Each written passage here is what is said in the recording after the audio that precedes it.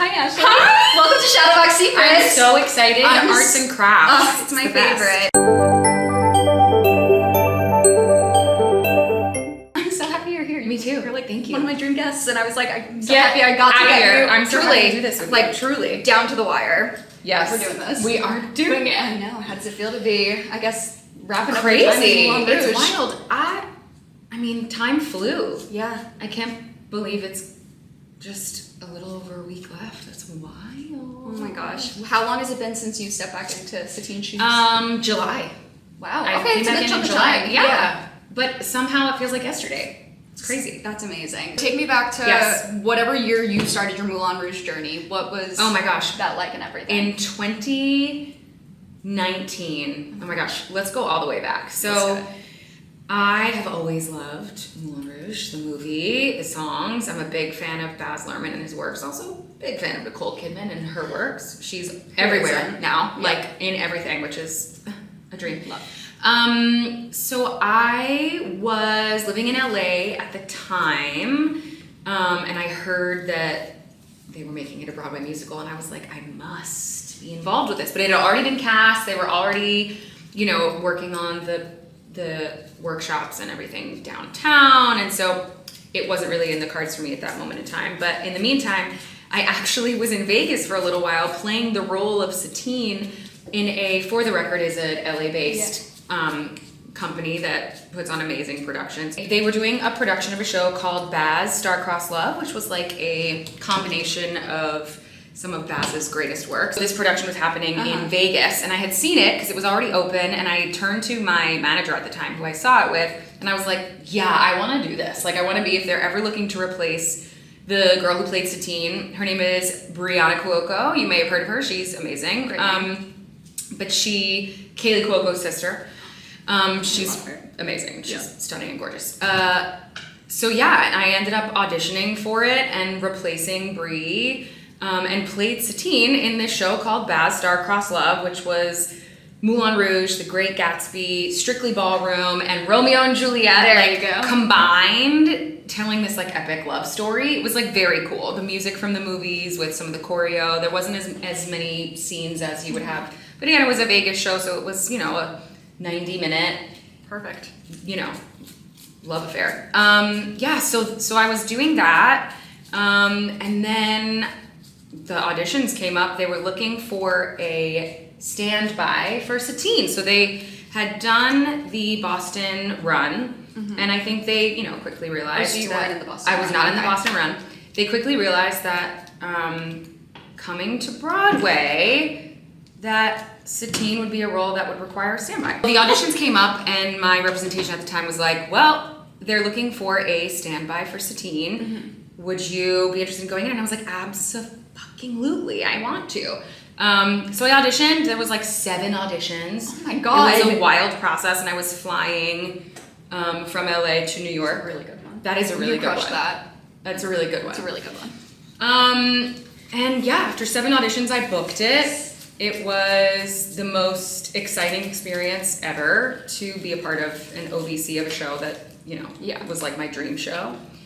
And then quickly went from standby to alternate, and then pandemic, but, then took over the role and had this full circle journey, which is just so cool. That's incredible. Really changed my life in so many different ways. And to be able to have Moulin Rouge like pre-pandemic and then post-pandemic at a time when jobs and life and all the things we're doing, the lifing and the jobbing and the unemployment of it all, it was just really great to have such a beautiful show to come back to. I know we were so privileged, but it was also privilege in another way because our show is just like the best escapism there is, and it feels like just a big spectacle, and everybody just needed to have a little bit of joy and fun, and sing along to the songs that you know and love, and so an amazing experience. And then to be able to come back is just joyous. The cast is so talented and so beautiful and so wonderful as people, not just talents. Okay. This is like a lesson in surrender. It's a metaphor for life, I guess. It is. Yes. It's beautiful. It's beautiful. You crushed that. It's beautiful. I love it. Yeah. So when they asked me to come back, I was like, hands down, absolutely. So how long was the break in between? Oh my gosh, 2 years. Was it really? Yeah. April 9th, 2023 was my final show. Crazy. Isn't that wild? Yeah. It doesn't feel like it was that long ago. No, it doesn't. Because I saw the show pre-pandemic, and honestly, Yes. like, I know the world was so scary, but it was just such a nice beacon of hope to like know that it was coming back, and like the Tony Awards and and like all the celebrations that you all got to have, like even during the darkest time, was just something so exciting to look forward to come back. And then I saw the show when it reopened, and I don't think you were supposed to be on, and then I ended up seeing you, and I was like, just realized that I saw it. I just realized, I was like, oh my gosh, because I remember turning to my friend, I'm like, who is this girl? Oh my goodness. Oh my gosh, you were meant for this role. Oh, perfect. thank you so much. It's so nice to hear that like you manifested it, and then you got to do it, and then you got to do it again. So hey, I mean, what's meant, I mean, what's meant for you won't escape you, and it's something that I think this process, I've been 1 million versions of myself in this process. I've learned so much. I also have Lyme disease, and I had, with COVID, I had COVID twice, and then I had a flare-up of Lyme my last run. So there was just like a lot of growth, a lot of learning, a lot of healing, a lot of learning how to heal while doing a show, and learning how to prioritize self-care, and all the things that the character Satine didn't really have the opportunity to do in the story.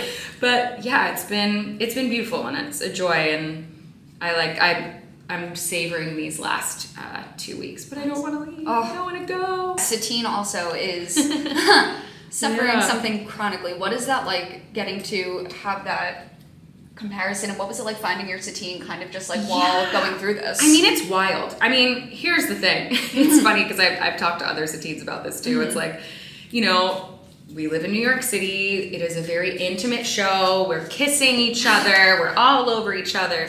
Like germs are gonna germ, right? So the funny thing is, obviously, no one ever wants to get sick, and especially if you have Satine, if you are Satine, because it's such a big thing. But if you do have to cough, if you do have to, it's part of the character. There you go. So there is like a little bit of a blessing to, if you're looking for one for the storytelling wise. Because you're sick, of course. But I mean, for me, there is so much to Satine of like sort of the self-sacrifice that she had to go through that's a good one too, her whole life, to sort of sacrifice for others, to keep the club alive, to keep her friendships alive, to have a little bit of hope. She kind of put her own, she kind of forgot that love was even something that she could have. Or taking the sickness aside, just being a courtesan and being, in that time, and performing to survive, not just for yourself, but for everyone that you care about, is like such a selfless thing to make that choice. And I think in the story, in the show, it does say that she's turning tricks since she was a young girl. So it's really all she knew, and I think there's something so sad and so beautiful. I mean, it's La Boheme, right? About, finally opening yourself, or believing that you can have something when you thought you couldn't. I think, I think, not to make an extreme parallel, but I think for people who suffer with invisible illnesses, or chronic illness, or autoimmune illness, or any of those things, there's a narrative that like it makes you less than. And I think for me, it was in embracing it, talking about it, that I allowed it to sort of become a superpower. Wow. And I feel like that's the thing, you have to believe your own journey wherever that takes you. And I think, for Satine, she found love for at least a little bit. Oh, it's just so sad. Just a little bit. Really, just such a little bit. For a little bit. Yeah, but I mean, you leave the show, you do learn some stuff about life lessons from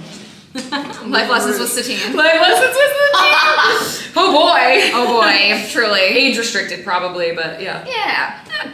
Not too bad. Not too bad. But as we are rolling roses and you are wrapping up your time with Satine, yes, for now. I don't know if you've ever done this, but can you share your rosebud and thorn? Oh my gosh. Your highlight, what you're most looking forward to, and the most challenging part of playing Satine on Broadway. I love this. So beautiful. Did you organize it so that it was? Yeah. Oh, you did. That's great. Yeah. I was like, look, it's such a coincidence. There you go. Rose, the thing I love the most, the people, the community, especially thinking about, pre-pandemic, the journey of that, coming back post-pandemic, the sort of lessons that we learned as a collective, or that I hope we learned as a collective, to then come back to a show that is important and also provides like an escape for people in a time of extreme heaviness. Yeah. And to sort of learn and grow myself, about myself. I mean, to be able to sing these incredible songs and work with this incredible group of people, and to be able to do it over a span of period of time where I can be different versions of myself and learn and grow and keep evolving. Like, as I'm turning this, I'm like, yeah, and keep evolving. Like, it really is just such a beautiful thing.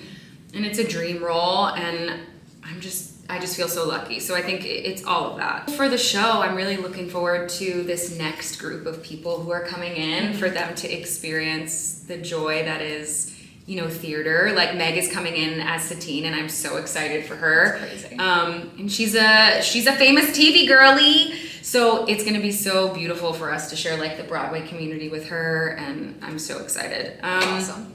Yeah, just to keep seeing the company evolve and grow and be its own sort of flower in its own way, right? Like, there's a lot of things that have shifted and changed from, the original company, and it's all beautiful and special, and everyone's bringing their own thing to it. The energy in the building is just so lovely and kind.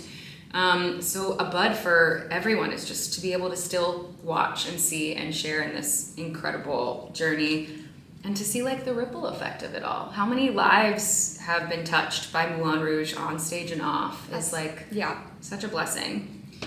Rose, bud, thorn. Leaving.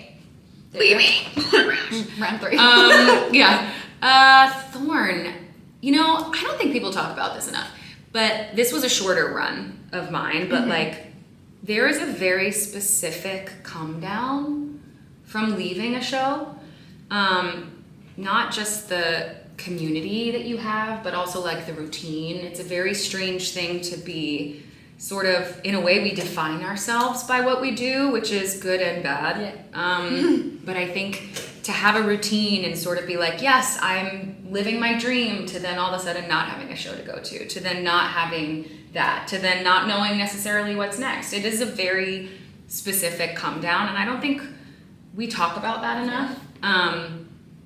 But I think in the thorn, there is an opportunity for like growth and buds and all of the things. So I think, if we just talk about the things that are hard, then eventually,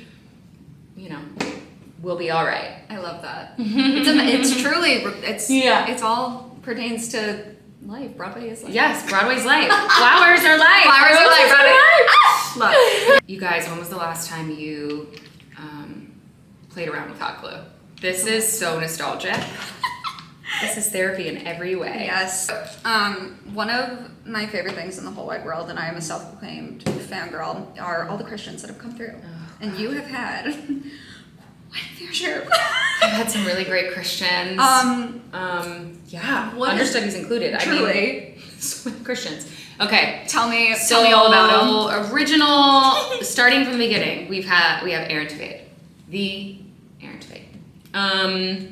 And then the understudies were Aaron Finley, who recently just left. Wow. And it's so funny because you can fast forward, but right now, the current Christian, his name is Christian. That's crazy. And one of the understudies, his name is also Christian. It's it's hilarious. Oh my gosh. But yes, so we had Aaron Tveit, Dylan Paul, Aaron Finley in the beginning. And then we had, I'm trying to count. Post-pandemic, Aaron came back. Yes. Finley and Dylan were still there. Then I took over the role of Satine, opposite Derek Klena. So good. Also just like, how can these men just be so gorgeous and so kind at the same time? Like, we're so lucky. yeah, and then I did my run with Derek, and then I finished my run. Like, talk about another full circle moment, another like life-changing evolutionary moment, was that I finished my run with Aaron to Vate, who was my first Christian. You know what I mean? Just very another one very special. I know. What, and that's the thing too, right? Like, it's such a bud for the show. Yeah. I think the fact that, you know, we are a long-running show right now, and it's so beautiful. And it's a show that I think is still relevant, that people really do want to see. They want the escapism. They want to sing the songs they love. They want a good old-fashioned love story. Beautiful people. Yes. The costumes, the set. Like, there really is nothing like it still now, 6 years later. I recommend it to everyone, theater person or not, to come see this show, because it's, I mean, I have friends who weren't theater kids until they saw Moulin Rouge and now go see shows constantly. Exactly. Yeah. And that's the ripple effect. That's the trickle-down effect that, you know, as a performer is so wonderful, but also to be a part of a show that means so much to people. It's really quite something. So having gotten to do the show with so many different leading men, so many different boys. What is that like? How has that changed your character? How has it made things more exciting? So fun. I mean, it just keeps it fun. Here's the thing: like, we do the show. I do it 7 or 8 times a week, right? Yeah. And it really is all about the people that you're doing it with. Because here's the thing: we all have life. Life is always lifing, right? Yes. And life is lifing. Yes. And especially now, life is lifing. But we go to the theater as a form of therapy for ourselves, or an escapism for ourselves. People go to see theater as a version of therapy for themselves, or whatever. So then one of the most important things is that the camaraderie between the people on stage, and we see each other at our worst, we see each other at our best. I think, you know, obviously Derek was my Christian when I was going through like my Lyme disease flare up and things like that. So our relationship will always be so special to me. Also, he was becoming a first time dad. His wife was pregnant. Actually, his wife was pregnant for 2 of the times that he came back. And also, you know, Aaron was pregnant too on his last run. It's like so wild to watch. Well, I mean, you know what I mean. They were pregnant. Erica was pregnant. Also on the show. But to be able, it's gorgeous. Yes. But to be able to sort of like go through the life stuff with the people that you're playing opposite, because sometimes you're gonna have good days, sometimes you're gonna have bad days, but to have that support system by you is always just such a joy. And Tveit is a rock. He is a rock. And when my first show as Satine, Karen Olivo had called out on a 2-show day, and I didn't have a full put-in. Oh my gosh. I had never rehearsed with any of the principals or the onstage company, so I only felt safe because of Aaron, and he was, you know, like really a great partner on stage, and all of the principals at the time too. And then, you know, with Derek, we were able to be there for each other, and also he's like my little brother, so it's a very different fun dynamic. We love to do concerts with each other now. I saw so fun. Yes. Very last minute. My friend was like, I have an actual ticket. I go, I'm on my way. Yeah. Oh, it was so good. It's so good. Yeah. It's really the best. But it's about the people. Yeah. So to be able to do it with such incredibly talented individuals. Wait, don't look yet. Okay, I'm not looking. And then I finished out the show with Tveit. And then when I came back this time, I am doing the show now with the amazing Christian Douglas. Another handsome man. He was on the tour for a while, but his voice is incredible. Singing with him is so easy. I'm nervous. And I'm so excited for him to continue on with the show and get to have another Satine and do all the... I'm supposed to be folding this, right? Yeah. Oh, yeah. Let's see. So I've been very blessed and very lucky to have incredible Christians and incredible Christian understudies. That's incredible. Yeah. I love that. So if you're ready for the reveal? I'm scared. Oh my gosh. No, don't be scared. Oh my gosh! How did you do this? Magic. I designed it. Wow. I don't want to write this in. Gosh.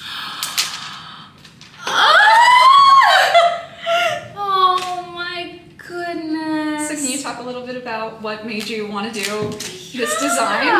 I feel like, you know, okay, First of all, yes.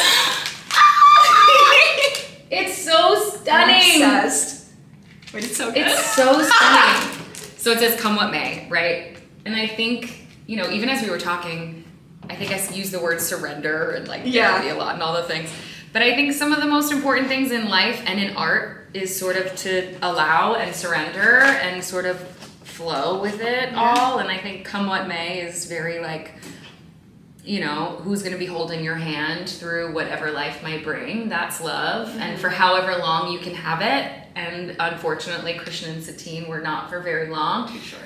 But as long as you tell the story, you'll never really die, right? Like it'll never end. And I think that's something to carry with us in life and in art. And I think it's such a beautiful thing in a life that's so temporary, in a world that's so heavy. It just feels very like what's meant for you won't escape you. Like what is for you is yours alone. And I think that, anyway, come what may is it's a lesson in love and surrender and allowing and acceptance and all of those things. And a fantastic song. And the windmill is obviously, you know, very iconic for the Moulin Rouge, but also like windmills, the spiritual sort of symbolism of a windmill and like all of the things that it could mean. I mean, at least for me, it's like taking something and turning it into something useful or beautiful. Like, windmill will take water and turn it into energy or air and turn it into things that are like, you know, helpful and beautiful. And I think it's a great metaphor for that as well. Oh, I love it. It's so beautiful. It's so I was beautiful. so happy when you sent that. I was like, I know exactly. It's so good. It's perfect. I'm so excited. I'm just like so happy that you get to have this. Like, I'm overwhelmed. Oh, like this is so cool. Well, while you're looking at this, if this was in a gallery, these are the final 3 questions. Okay. What would the title of this piece be? In a gallery? Like the little part underneath. I mean, come what may. Great. I don't know. I think it's just come what may. I don't know. I love. Like, is that dumb? No, it's perfect. If a castmate had to surprise you with a shadow box, what do you think they would put on it? I don't know. I feel like it would be something similar to this, but it could also be very like Diamond's outfit. Like it could be black and Swarovski crystallized. That, and it could be like, you know, a corset. You know, I think it could be all of that. I love it. Yeah. And lastly, when you look back at this box years from now or once you're done with your time in Moulin Rouge, what do you hope that this reminds you of? The journey. Yeah. The ever-evolving journey of self, but also, just all of the people that come into our lives and the ripple effect of it all. It's so, I keep wanting to say ripple effect because when I'm looking at this, it really, roses and flowers, just the way that they bloom and how we, you know, the spiral, like there's so many metaphors, like I love it. You have been, and it's so, I feel like that's what I see. I see patterns, I see imperfection, I see the beauty of a community of individual flowers blooming at all different like stages of life and stages of love or grief or any of those things, and just sort of like the flow of it all. And how beautiful my journey's been with the show and how much it's changed my life in every way. I love that. Yeah. Well, thank you so much for crafting with me gosh, today. Thank you. This is so good. Yes, I'm so happy so to do this. special.